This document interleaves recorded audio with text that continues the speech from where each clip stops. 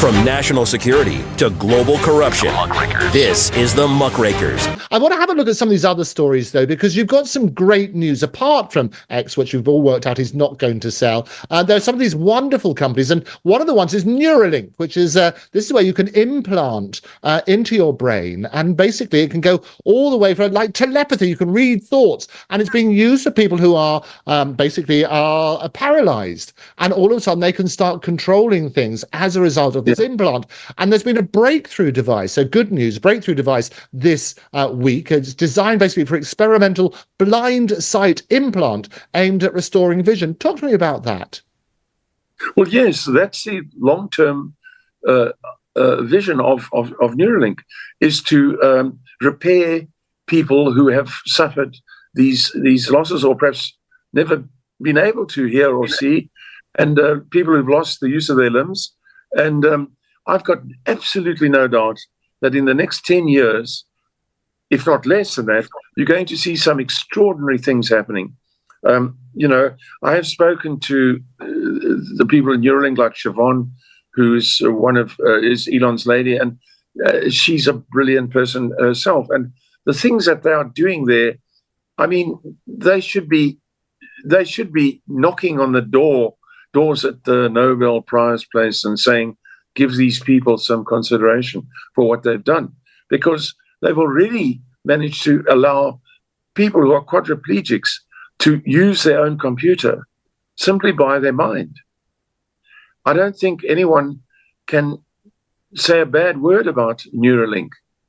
It's just wonderful, absolutely wonderful. Absolutely fantastic. And people always forget, because the focus has always been on the X and people talking about that sort of stuff. There are so many great stories coming out with all sorts of other companies. I say Neuralink was founded, I think, in 2016, wasn't it? And it's developing these brain chip interfaces. One of the concerns, Errol, is that it's effectively about telepathy and being able to work out people's thoughts, because this is the next stage. And I think they're talking about that sort of stuff where people are basically controlling and penalizing thought. You're getting things like your WhatsApp messages are now being investigated by the police, and people have been arrested. There was a couple of cases here. We had the Wayne Couzens case, where basically people's private jokes, these dark jokes, which you weren't supposed to have the light of day, but you might have a bit of banter with your mates. It's a bit off color and so on and so forth. But police are starting to prosecute people. If Neuralink gets to the stage where you get telepathy, and it's not so far off, is it going to be right that the law enforcement will be able to have a look at that and determine if a crime has been committed? No, I don't think so. It comes back to trying to control people again, and that's nonsense. Forget it. It's not going to happen. And you can try and control people, but you're going to, you know, bite the short end or whatever it is in the end. So don't even try. So they will try. There's always... I suppose the Luddites like me who want to try and prevent people from moving forward. No, I would say no, I'm not worried about that. I think the potential for Neuralink is staggering. It's staggering. Yes. And there's the other aspect of Neuralink that Elon is very interested in, is coupling the human mind to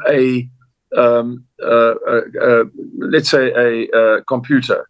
You know, or the new kind of computer that's supposed to be coming out, which is capable of much more than modern computers, and allowing the human mind to pair with a computer is quite a thought. You know, I mean, the most intelligent person cannot take a six-digit number with another six-digit number and multiply them together and give you the answer, whereas a computer can do that in a nanosecond. So absolutely.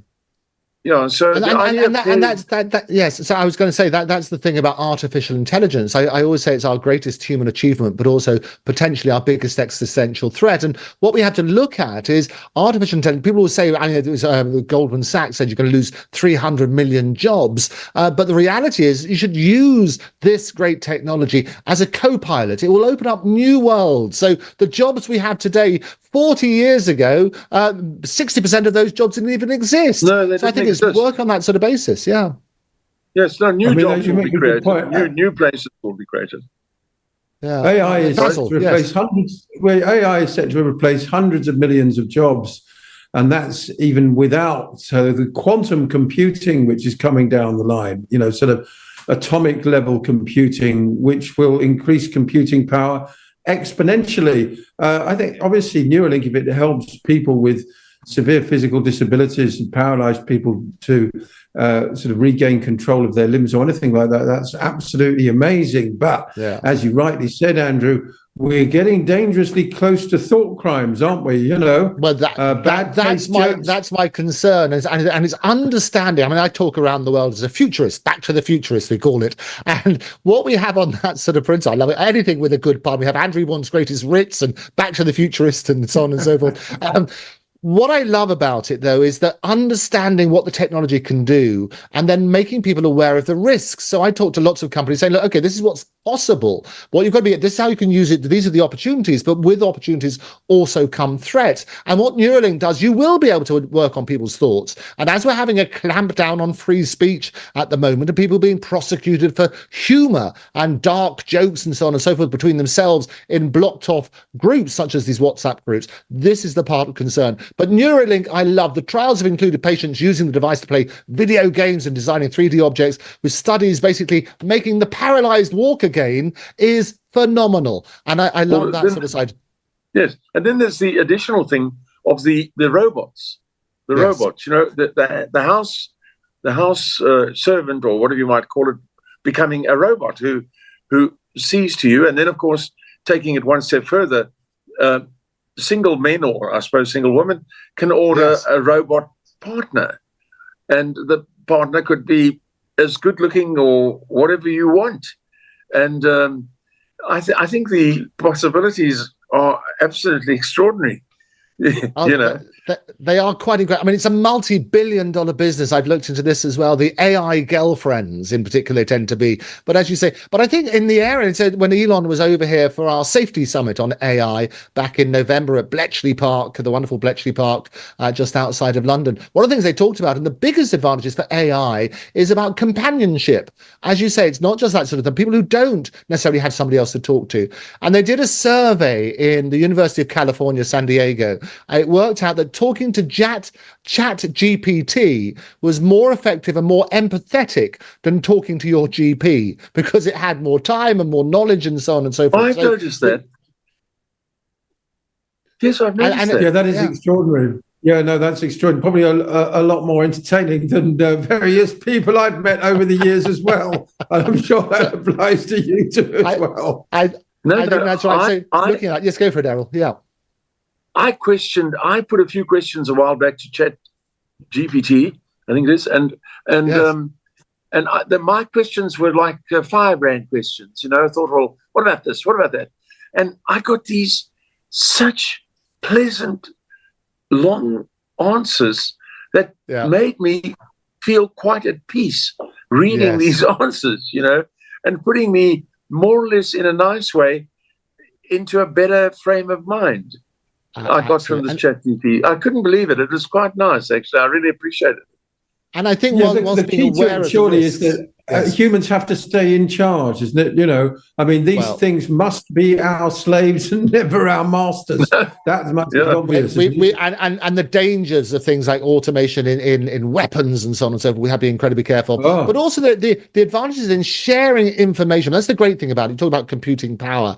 In the medical profession, if you can share information, you get the best advice in the world as a result of it, whilst being really careful, because data is the new currency, being really careful of what information you share. In the last 1 minute, I do want to mention SpaceX, because last time you were on, we had that wonderful spacewalk where the billionaire went out there and we did a live coverage. Elon's just announced that SpaceX plans to sue the Federal Aviation Administration for regulatory overreach. Give me 30 seconds on SpaceX, Errol. Well, I think they are putting a lot of pressure on the Starship launches, which is out of an Key, which is at Boca Chica. It's Key is a sort of stretch of land that goes out into the sea, far out into the sea. And I've been there, and they launched the Starship from there. And in order to get each launch done, the Falcon 9, which is sending up satellites 3 times a week now, roughly 3 times a week. That's no problem. But the Starship has a lot of regulatory problems, and being so large and being something of a scare to the people in the area. So the FAA, doing the typical, city council performance of making things very difficult when you hand in your building plans, and the standard. It's the standard version. So I just imagine they'll get over that and eventually get past it, and it'll get better as time goes by. Yeah, brilliant. Well, absolutely fascinating insight as always. Errol Musk, thank you very much for joining us here on the Muckrakers on TNT. Basil, as always, thank you very much. It is our last show on TNT. It's going to be my 100th show tomorrow, including the Muckrakers with Andrew EBORN. Thank you very much. We'll be celebrating in style, but also looking forward to the new platform. So do join me for an all-stars special tomorrow, same time, same place. But for me, Andrew EBORN, thank you very much again to Errol. Thank you to Basil, and I shall see the rest of you tomorrow.